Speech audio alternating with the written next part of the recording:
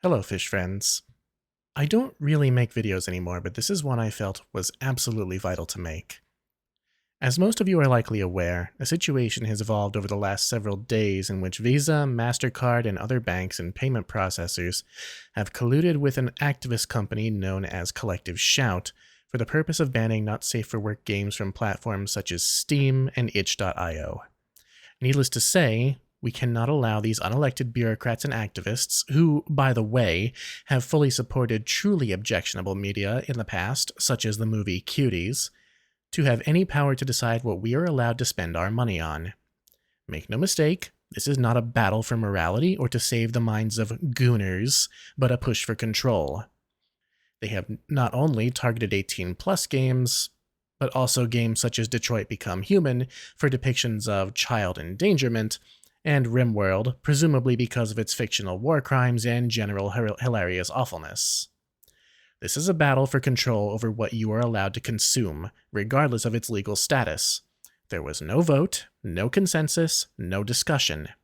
Collective Shout and the banks it is colluding with came together, decided that they were the arbiters of acceptable media, and started hurting our favorite game distributors where they knew it would hurt: their wallets.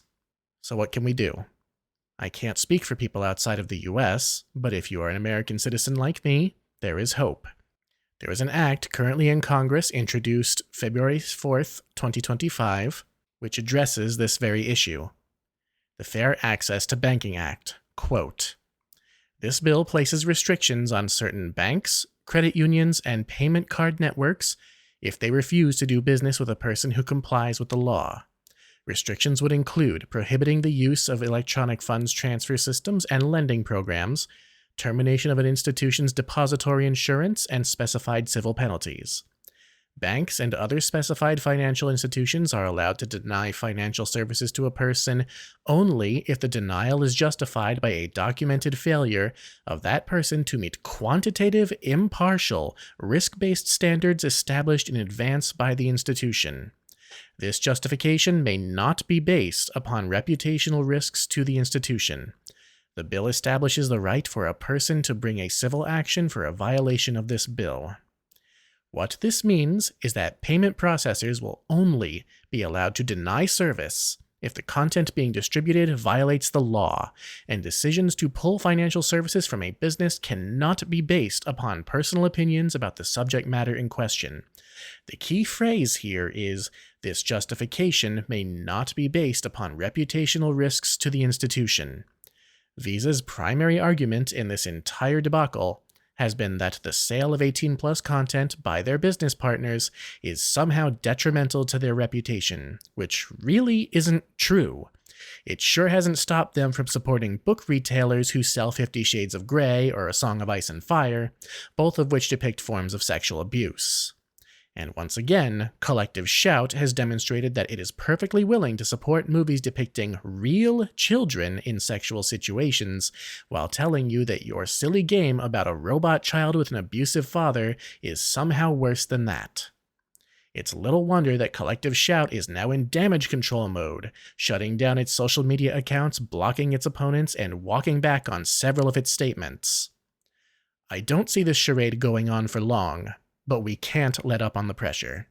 Activist groups and payment processors alike must understand that they have no business telling us what we can do with our money, and their near monopoly over the ability to transfer money online comes with a responsibility of neutrality. Thus, I make the call. Contact your state senators. It's easy to do. I will provide links in the description for how to find your senators' phone numbers. It takes no time at all. I contacted mine today, and the whole thing took less than 10 minutes. Inundate their phone lines with this. Make sure they know we mean business. A large percentage of gamers are mature adults, and we are more than capable of deciding the kinds of games, books, and other media that are okay for us to consume. Banks and activists who've never even touched the things they're complaining about have no place in this decision, and we need to make that fact heard. And even if you aren't into the gooner games or books with raunchy content, I guarantee you they won't stop there. They're already coming for Detroit Become Human. They campaigned against Grand Theft Auto 5. RimWorld is as cartoonish as it gets, and it's in their line of fire. So ask yourselves, what's next? How long until the content I enjoy is affected? Call your senators. Tell them we won't accept anything short of full support for the Fair Access to Banking Act, and that monopolistic corporations trampling over our rights is unacceptable in a free society. I'm Tassie Tidesong. Stay safe out there, fish friends.